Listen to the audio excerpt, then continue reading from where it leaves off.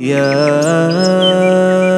أيها الذين آمنوا كتب عليكم الصيام كما كتب على الذين من قبلكم لعلكم تتقون. بسم الله الرحمن الرحيم. الحمد لله والصلاة والسلام على رسول الله وبعد. السلام عليكم ورحمة الله وبركاته.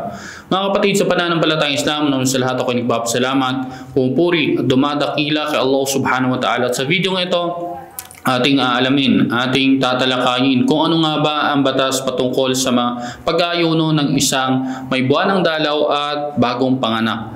Kung po pwede ba silang mag-ayuno, hindi sila po pwedeng mag-ayuno. Mula sa hadith na kung saan inulat ni Mu'adha bint Abdullah al-Adawiyah na kanyang sinabi, tinanong ko si Aisha radhiyallahu anha kung ano ang gagawin ng mga kababaihan na kung saan kanilang pinagpapaliban ang kanilang pag-ayuno at ang pagdarasal sa panahon sila ay nagkakaroon ng buwan ng dalaw. So dito mga kapatid, sa pananampalatayang Islam, ang may buwan ng dalaw at nagdurugo o nakakaranas ng pagdurugo dahil sa panganganak.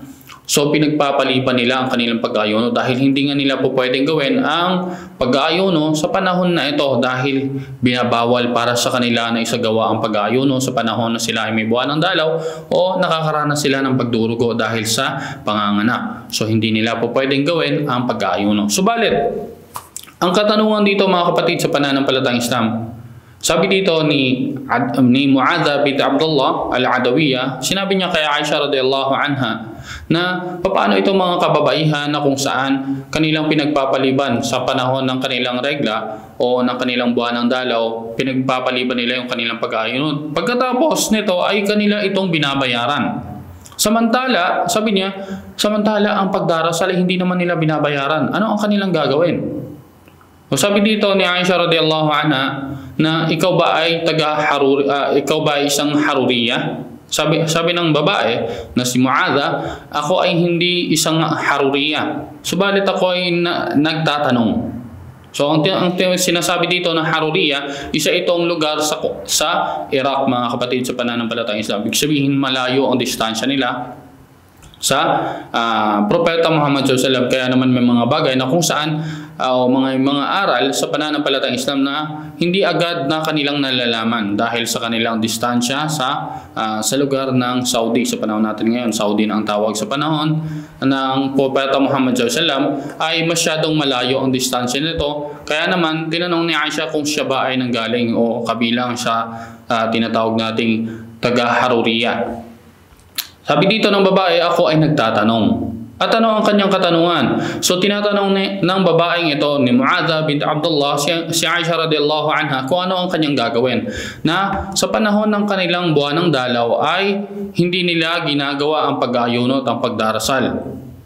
Subalit ang pag-aayuno kanila itong binabayaran, samantala ang pagdarasal ay hindi nila binabayaran. Sabi ni Aisha radhiyallahu anha, ganun din ang nangyayari sa amin. So dumarating din kasi normal sa mga kababaihan na dinadatnan ng buwan ng dalaw. Kaya sabi ni Aisha, ganun din ang nangyayari sa amin.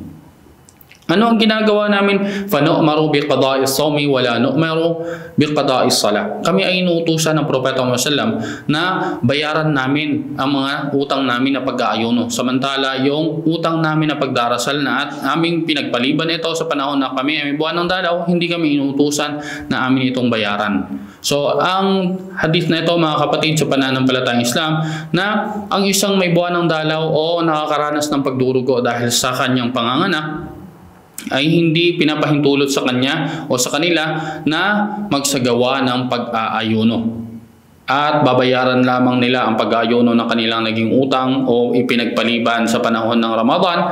Babayaran nila ito sa ibang mga araw o sa mga ibang buwan pagkatapos ng buwan ng Ramadan. So dito mga kapatid sa pananampalatayang Islam, sinabi ni Aisha radhiyallahu anha, kami ay inuutusan na bayaran namin ang pag-aayuno samantalang hindi kami inuutusan na bayaran ang pagdarasal. Nangangahulugan na ang mga pagdarasal na ipagpaliban nila ay hindi na nila kailangan bayaran ito. Kaya naman may isang hadith na kung saan sinabi ng Prophet ﷺ na ang mga kababaihan ay may mga kulang din. At kabilang sa mga kulang nito ay ang kanilang pagsamba, yung kanilang pagdarasal na hindi nila ito nagagawa sa panahon na sila ay may buwan ng dalaw. So dito mga kapatid sa pananampalatayang Islam, sa hadith na ito ay ating malalaman na ang batas sa isang may buwan ng dalaw at nagdurugo dahil sa panganganak ay hindi pinapahintulot sa kanila ang pag-aayuno sa panahon na sila ay nagdurugo o nakakaranas sila ng pagdurugo dahil sa buwan ng dalaw o panganganak. At sa pagbabayad naman sa pag-aayuno na kanilang ipinagpaliban ay kailangan nila itong bayaran dahil nga sabi ni Aisha, kami ay inuutusan. So dapat na sila ay utusan na isagawa ang pag-aayuno o bayaran ang pag-aayuno na kanilang pinagpaliban sa buwan ng Ramadan sa ibang mga araw. Subalit ang pagdarasal ay hindi inuutos sa kanila na kanila itong bayaran. Pero kung halimbawa ang mga kababaihan ay pinagpaliban nila ang kanilang pagdarasal na wala silang matibay na dahilan na hindi ito kabilang sa dahilan ng panganganak o hindi dahilan ng buwan ng dalaw, ito ay masasabi natin ibang usapan dahil ito ay sadya niyang iniwan dahil sa wala namang katanggap-tanggap na kadahilanan. So dito ay nagkakasala siya.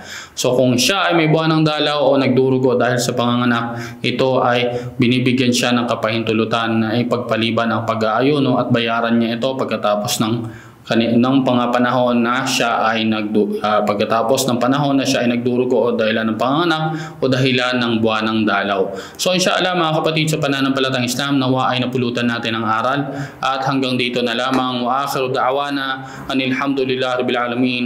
Wassalamu alaikum warahmatullahi wabarakatuh.